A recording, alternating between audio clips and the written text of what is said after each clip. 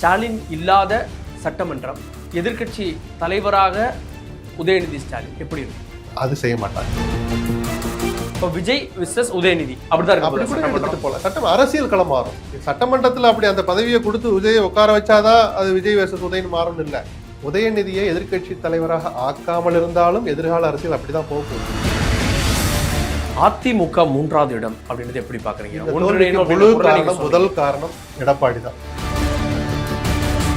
அபிஷியலான எதிர்க்கட்சி, இன்னொருத்தர் எதிர்க்கட்சியோட வரிசையில் உட்கார போறாங்க. அப்படி பாக்குறப்போ விஜய் அதை சமாளிக்க முடியுமா? இந்த சார் வந்து ஆட்டத்தை அவர் எப்படி ஆடுறாருன்னு பார்ப்போம். சார் வணக்கம். வணக்கம். 2ஆம் இடம் திமுக ஒரு எதிர்க்கட்சியாக செயல்பட போறோம்னு முதலமைச்சர் சொல்லிட்டாரு. இப்போ ஆக்சுவலாக முதலமைச்சர் பதவியோ ராஜினாமா அப்படின்னு ஆளுநருக்கு அனுப்பிட்டார். ஸ்டாலின் இல்லாத சட்டமன்றம், எதிர்க்கட்சி தலைவராக உதயநிதி ஸ்டாலின் எப்படி இருக்கும்? இன்னும் அவரை தேர்ந்தெடுக்கிறாங்களான்னு தெரியல. வாய்ப்பு அதிகமாக இருக்குது உதயநிதியை ஆக்குறதுக்கு. இல்லை ஒரு மூத்த தலைவர் இருக்கட்டும் அப்படின்னு கூட சொல்லலாம். கட்சியினுடைய முகம்னா அடுத்து உதயநிதியான எஸ்டாப்ளிஷ் ஆயாச்சு இன்னைக்கு வரைக்கும். நான் சொல்கிறேன், சட்டமன்றத்தில் அதுக்காக அவரை தான் ஆக்கணும்னு அவசியம் இல்லை. அது உதயநிதியுடைய மனநிலையை பொறுத்தது. இல்லை நேரு இருக்கட்டும், ஐபி இருக்கட்டும் கூட சொல்லலாம். அவங்க சீனியர்கள் எவ்வளோ பேர் கூட இருக்காரு. அது செய்ய மாட்டாங்க. ஓகே, இப்போதான் வந்தாரு. அது நல்லா இருக்காது. அது சரியா இருக்காது. ஒரு வரையில முடிச்சிருவோம். அது இப்போ விஜய் விசஸ் உதயநிதி அப்படிதான் அப்படி கூட எடுத்துட்டு போல சட்டம் அரசியல் களம் மாறும். சட்டமன்றத்தில் அப்படி அந்த பதவியை கொடுத்து விஜயை உட்கார வச்சாதான் அது விஜய் versus உதயன் மாறும் இல்லை.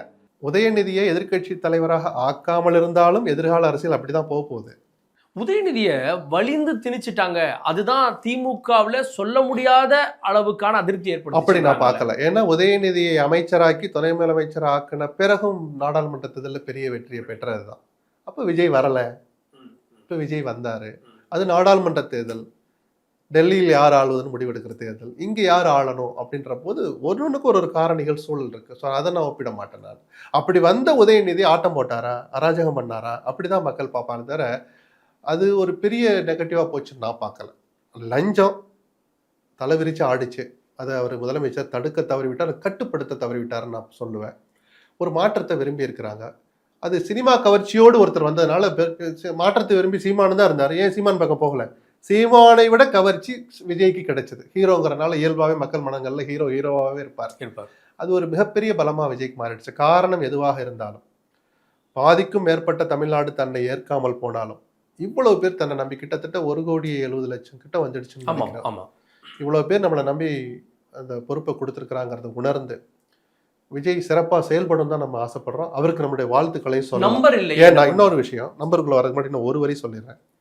பொது வாழ்க்கைக்கு நம்ம வந்துட்ட பிறகு நம்மளுடைய ஒவ்வொரு அசைவையும் மக்கள் கவனிப்பார்கள்ங்கிற ஒரு பயம் கலந்த ஒரு உணர்வு விஜய்க்கு இருக்கணும். இதை நான் 10 தடவை சொல்லிட்டேன், 11வது தடவை சொல்றேன். நான் நம்பர் கேமை பொறுத்த வரைக்கும் மிக சவாலான காலம், நாட்கள் காத்திருக்கு விஜய்க்கு. ஏன்னா இவர் யாரை ஊழல் சக்தி என்று சொன்னாரோ, யாரை கொள்கை எதிரி என்று சொன்னாரோ, அந்த 2 அணிகளிலிருந்தும் கட்சிகளை இழுக்க வேண்டிய கட்டாயம் இருக்கு. இல்லாட்டி ஆட்சி அமைக்க முடியாது. ஆட்சி அமைச்சலாம் பெரும்பான்மை நிரூபிக்க முடியாது.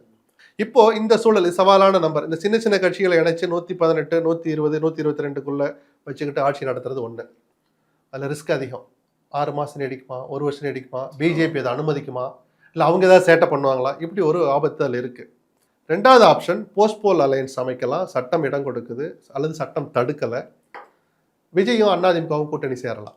வலுவான அணியாக இருக்கும், நிலையான அரசுக்கான வலுவான அணியாக இருக்கும். ஏன்னா அதில் பிஜேபியும் அங்கம் வகிக்கிறதுனால இவர் அந்த அரசியலாம் தள்ளி வச்சிட்டாருன்னா, அதெல்லாம் நாங்கள் அரசியலுக்கு பேசணும், அல்லது தமிழ்நாட்டு மக்களின் நலனுக்காக. பிஜேபிக்கு ஒரு எம்எல்ஏ தானே ஒருத்தர் அமைச்சராகிட்டு போவாங்க சார். மத்திய அரசின் அனுமதி அனுசரணை இல்லாமல் விஜய் அறிவித்த எந்த வாக்குறுதியும் நிறைவேற்ற முடியாது. இன்னைக்கு அந்த லட்சணத்துல இருக்கு நிதி நிலைமை அப்படி இருக்கு. திமுகவே ஆட்சிக்கு வந்திருந்தாலும் அவங்களும் கஷ்டப்பட்டு தான் ஒன்னொன்னா நிறைவேற்றிருப்பாங்க. அல்லது சில விஷயங்களில் சமரசம் செய்து கொண்டு கொஞ்சம் சிரிச்ச முகத்தோடு போய் டெல்லியை அனுசரித்து போயிருந்தாதான் அவங்க எதையும் அமல்படுத்தியிருக்க முடியும். விஜய்க்கு அதுதான், யார் ஆட்சிக்கு வந்தாலும் அதுதான். ஸோ அந்த விஜய் இனிமேலும் கொள்கை எதிரின்னு சொல்லி பிஜேபியோட பாராமுகமா இருந்தால் அவர் இந்த அரசை நகர்த்தி செல்வது அவ்வளவு சுலபம் அல்ல. அதுல இன்னொரு மெசேஜ். அதனால இந்த 2வது ஆப்ஷன் சொல்லிட்டேன்னா, தாவேகா பிஜேபி அங்கம் வகிக்கிற அதிமுகவோட கூட்டணி அமைச்சா அது ஸ்ட்ராங்கா அமையும். எந்த சூழலையும் அவங்களாம் எனக்கு தேவையில்லை, இருக்கிறத வச்சு நான் எடுக்கிறேன், எவ்வளோ நாள் போதோ போட்டோம், நான் மக்களை நம்பி ஆட்சி செய்கிறேன் அப்படின்ட்டு போய் கவிழட்டும் கூட போகலாம். 3வது ஆப்ஷன் ஒன்று இருக்கு. அப்படி விஜய்க்கு ஆளுநர் அழைப்பு விடுத்து அவரும் பதவி பிரமாணம் எடுத்து பெரும்பான்மையை நிரூபிச்சுட்டா ஓகே. நிரூபிக்காத பட்சத்தில், அது கவிழும் பட்சத்தில் அடுத்த பெரிய கட்சி திமுகவை ஆட்சி அமைக்க அழைப்பார். அழைக்கிறதுக்கு முன்னாடி உங்கள்கிட்ட நம்பர் இருக்கா, என்ன ஏற்பாடுன்னு கேட்பார். இந்த கூச்ச நாச்சத்தை எல்லாம் தள்ளி வச்சுட்டு, அசிங்கத்தை எல்லாம் மறந்துட்டு, திமுக அண்ணா திமுக ஏதாவது ஒரு அண்டர்ஸ்டாண்டிங் போட்டாங்கன்னா திராவிட கட்சி. நடக்கலாம். ஓ பிஜேபி எவ்வளவு தூரம் அதை ரசிக்கும், அதே ஆபத்து அங்கேயும் இருக்கு, தெரியாது இல்லையா? இந்த குழப்பங்கள்ல எல்லாம் ஒரு மீன் பிடிக்கிற மாதிரி பிடிச்சு ஒரு 6 மாசத்துக்குள்ள இது ஏதோ ஒரு வகையில போய் நிக்கட்டும், நாம கவர்னர் ஆட்சி மூலமா நாம ரூல் பண்ணலாம்னு பிஜேபி நினைக்கலாம். ஓ, 3 வாய்ப்பு சூழல்கள் தான் அதை தீர்மானிக்கும். ஆனால் எப்படி அமைஞ்சாலும் கவர்னர் விஜய்க்கு அழைப்பு விடுக்க போறது உறுதி, அவர் ஆட்சி அமைக்க போறதும் உறுதி. அந்த ஆட்சி நிலையா இருக்கட்டும்னு வாழ்த்துவோம். நல்ல ஆட்சியை விஜய் கொடுக்கணும்னு வாழ்த்துக்களோடு நம்மளுடைய விருப்பத்தை சொல்லுவோம். அதிமுக 3வது இடம் அப்படின்றது எப்படி பாக்குறீங்க? இந்த தோல்விக்கு முழு காரணம், முதல் காரணம் எடப்பாடி தான். தினகரனை கடைசியா சார், ஓபிஎஸ் உங்களை நம்பி வந்தாரே சார், உங்களை நம்பி செங்கோட்டையன் டெல்லிக்கு ரகசியமா வந்தாரே சார், அவரை திரும்பி கூட பார்க்கல சார், தெருவில் விட்டீங்களே. நீங்க விட வந்தானே செங்கோட்டையன் எங்க போறார், ஓபிஎஸ் வெளியே போந்தானே வைத்தியலிங்க அங்க போய் சேர்றார், மனோஜ் பாண்டியன் போறார், ஜேசிடி பிரபாகரன் போறார். இவங்கள பெரிய மக்கள் தலைவர்கள் நான் சொல்லல, செல்வாக்கு மிக்க தனிநபர்கள். அந்தந்த தொகுதியில் 4 பேர் எம்எல்ஏ சார். இன்னைக்கு எடப்பாடியை முதலமைச்சராக்கி இருக்க வேண்டிய எம்எல்ஏக்கள் எடப்பாடிங்கிற ஒற்றை நபருடைய பிடிவாதத்தில் அவங்களாம் வெளியே போனாங்க. எனக்கு எந்த நிபந்தனையும் இல்லைன்னு ஓபிஎஸ் சொன்ன போதும் அதை ஏற்க மறுத்ததை முக்குளத்தூர் ரசிக்கல. ஆரம்பத்திலே சொன்னோம், தேர்தலுக்கு முன்னாடியும் சொன்னேன். இன்னைக்கு முழுக்க கைவிட்டாங்க முக்குளத்தூர் அதிமுகவை. திண்டுக்கலுக்கு ஆமா, திண்டுக்கல்ல இருந்து ஆரம்பிச்சா 4 தொகுதி தான், கன்னியாகுமரி வரைக்கும். ஏன் இந்த நிலைமை? சரி, டெல்டா அந்த ஜாதி போனா என்னங்க, எங்களை கைவிடல. கொங்குலையும் விஜய் வாரி சுருட்டிட்டாரு அதிமுக ஓட்டு வங்கிய. நான் சொன்னேன், எல்லா கட்சிக்கும் ஆபத்து இருக்கு, வாக்கு வங்கி இழப்பு அதிமுகவுக்கு அதிகமா இருக்குன்னு சொன்னேன். டெல்டா, சவுத்து, வெஸ்ட் எல்லாம் போச்சு அதிமுகவுக்கு. இங்க திமுகவுக்கு வட மாவட்டங்கள்ல இருந்து அந்த ஓட்டு வங்கியும் சேர்ந்தே போயிடுச்சு. பொது ஜனங்கள் சுத்தமா திருப்பி பார்க்கல. ஓட்டு வங்கியும் இழந்து பொதுமக்களுடைய ஆதரவையும் இழந்ததுனாலதான் இன்னைக்கு இவ்வளவு பெரிய அலை. 70,000, 80,000, 90,000 டிஃபரன்ஸ். ஒரு தொகுதியில 50,000 சென்னையை சுற்றி இருக்கிற இடங்கள்ல. எல்லோருக்குமே ஒரு பாடம் தான். விஜயும் அதை சுய பரிசோதனை பண்ணணும். நகர்ப்பகுதி மக்கள் நம்மளை ஏத்துக்கிட்ட அளவுக்கு கிராம மக்கள் ஏன் ஏத்துக்கல? நிலக்கோட்டை ஜெயிச்சாரு, அது மாதிரி சில தொகுதி ஜெயிச்சிருக்கலாம்.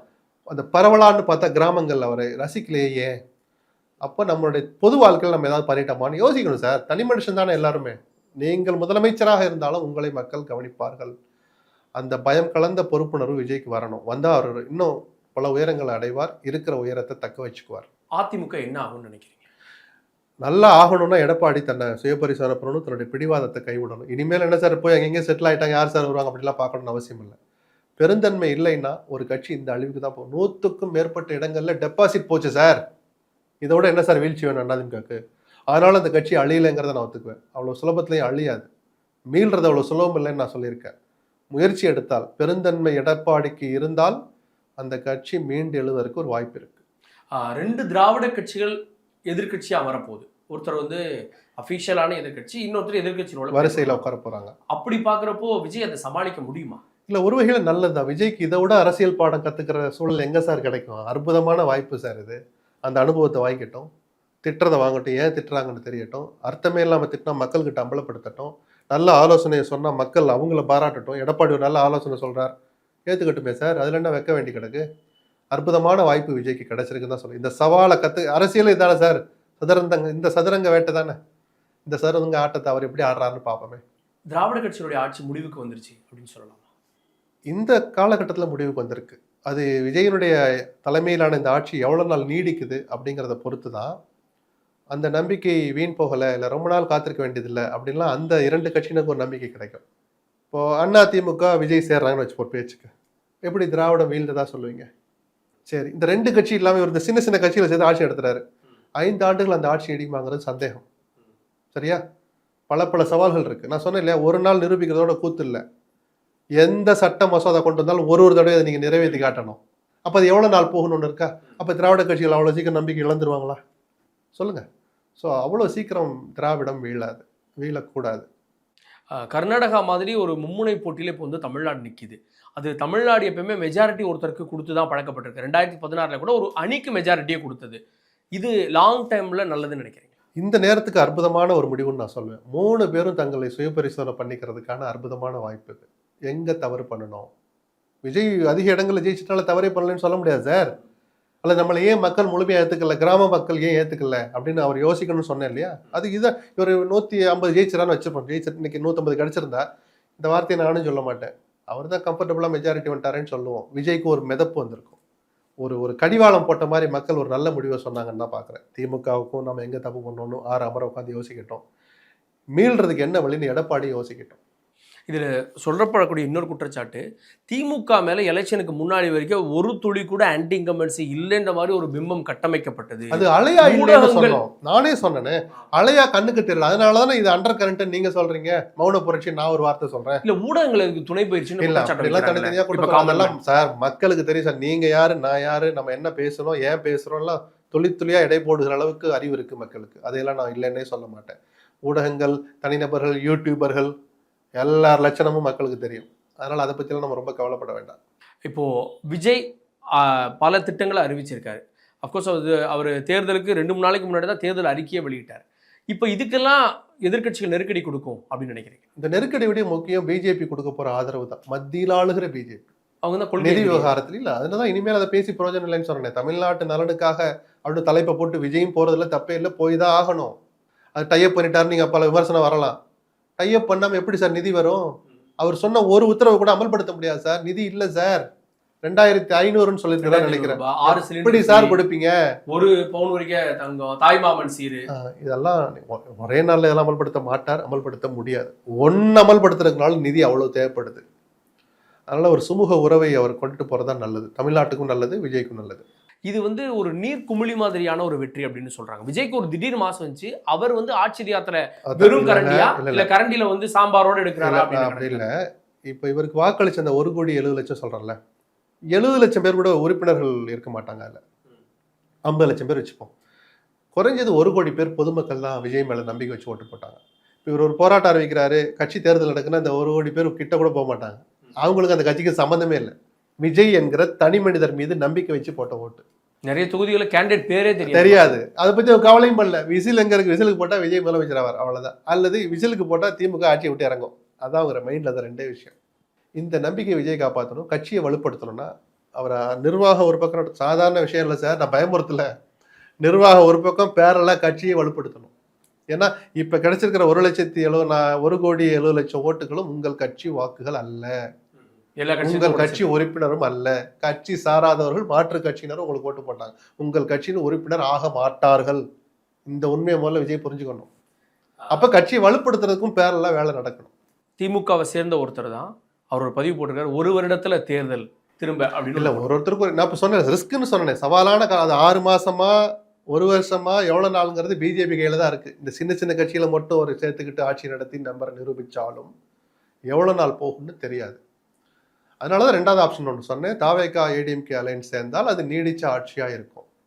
இறுதியா நாம் தமிழர் இந்த தேர்தலில் ஏறக்குறைய அவங்க 4% கீழே அப்படின்ற அளவில் வந்துட்டாங்க. இளைஞர்களை கையில் வைத்திருக்கிற எல்லோருக்கும் பாதிப்பு இருக்குன்னு நான் சொன்னேன். ஏன்னா விஜய் கிட்ட அத்தனை இளைஞர்கள் போறாங்கன்னு. விடுதலை சிறுத்தைகளை தனியா கணக்கிடாம இருக்கலாம். அவர்கள் வாக்கு வங்கி இருக்கிற ஏரியான்னு இருக்குல்ல, அந்த பூத்துல போய் பாருங்க, குறைஞ்சது 70% பேர் 80% பேர் விஜய்க்கு ஓட்டு போட்டிருக்காங்க. திருமாவளவன் இந்த உண்மையை முதல்ல அவர் கூட்டணியில் சேரட்டும், அமைச்சராகட்டும், அந்த கட்சி சார்பா யாரை வேணாலும் ஆகட்டும், இந்த உண்மையை திருமாவளவன் மறுக்கக்கூடாது, ஆய்வு செய்யணும். இளைஞர்கள் வச்சிருக்கிற எல்லோருக்கும் இழப்பு அந்த மாதிரி தான் சீமானுக்கும் சரிபாதியா போயிடுச்சு. தான் பெற்ற 8.5 4 தானே வாங்கியிருக்கிறார். இப்போ 4 கூட இல்லை முழுசா. இதை நான் நக்கல் பண்ண விரும்பல. இதை நான் எதிர்பார்த்ததான். இளைஞர் பட்டாளத்தை வைத்திருக்கிற எல்லோருக்கும் பெரிய அடி விழும், இழப்பு வரும்னு சொன்னேன். அது சீமானுக்கும் நிகழ்ந்திருக்கு. சித்தாந்த அரசியல் இங்கு எடுபடவில்லை, அல்லது சித்தாந்தத்திற்காக வாக்களித்தோம், அந்த சித்தாந்தத்தை வீழ்த்தவும் ஒரு சினிமா கவர்ச்சி யால் முடிந்திருக்கிறது அப்படிங்கிற அந்த பாடத்தை சீமான் கத்துட்டு இருப்பார்ல. அவர் வெளியிட்ட ஒரு வீடியோ ஒன்று பார்த்தேன்.